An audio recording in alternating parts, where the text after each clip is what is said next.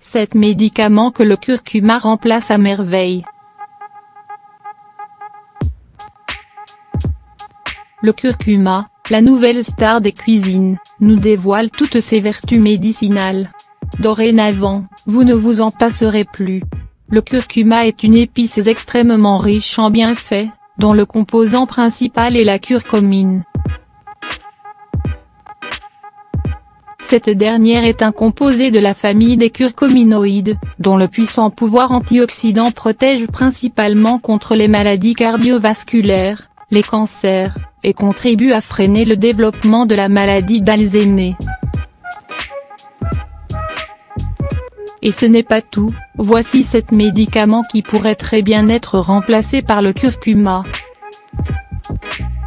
Le monde de la pharmacologie offre une multitude d'anti-inflammatoires de toutes sortes. Ces médicaments peuvent être remplacés par un seul aliment, le curcuma. En effet, cette épice est un anti-inflammatoire étonnamment puissant.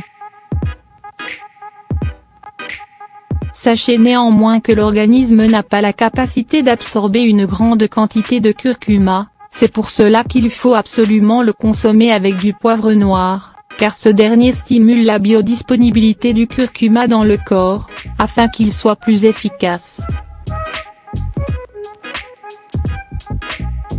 Le curcuma contribue à freiner le développement des tumeurs, en particulier le cancer du cerveau, de la prostate et le cancer du sein. Il soulage aussi les douleurs. Parfait remplaçant de l'aspirine.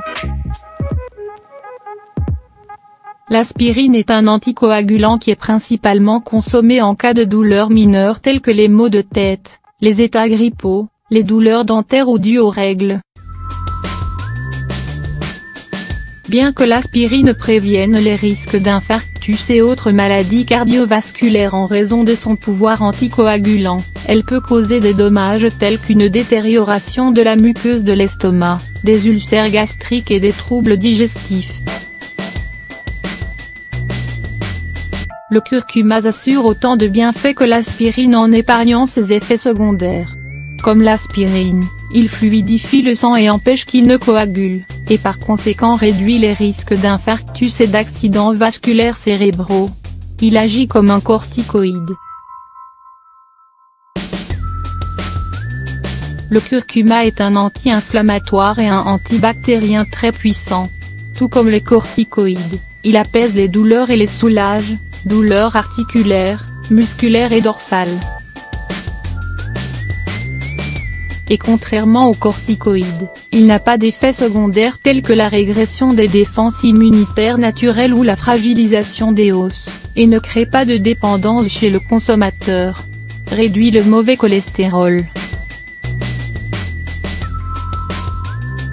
Le curcuma est réputé pour combattre le mauvais cholestérol dans l'organisme et pour rééquilibrer le bilan lipidique dans le sang.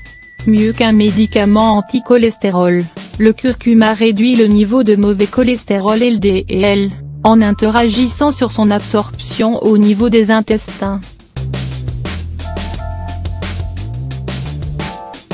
Une étude indienne a démontré que la consommation de curcumine rehaussait de 29 le taux de bon cholestérol HDL dans l'organisme.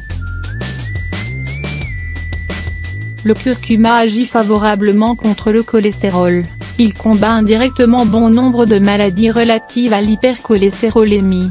Il est également efficace pour lutter contre Alzheimer, l'insuffisance hépatique, la sclérose en plaques, etc.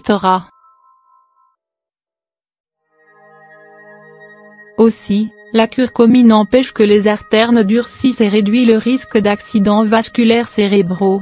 Des études prouvent que le curcuma prévient le diabète en améliorant la sensibilité à l'insuline des muscles et du foie. Il combat cette maladie également en réduisant la production de glucose hépatique, en régulant celle du glycogène dans le foie, en stimulant la production de l'insuline, en stimulant les fonctions pancréatiques et en éliminant l'inflammation causée par l'hyperglycémie. La dépression est une vraie pathologie qui se soigne avec des médicaments et des séances chez un psychologue. Le curcuma pourrait avoir autant d'effets que les antidépresseurs. Il serait en effet plus efficace que le Prozac. Le curcuma est à proscrire chez les malades de la vésicule biliaire et les femmes enceintes. C'est aussi un puissant fluidifiant sanguin, qui ne doit pas être consommé en même temps qu'un médicament anticoagulant.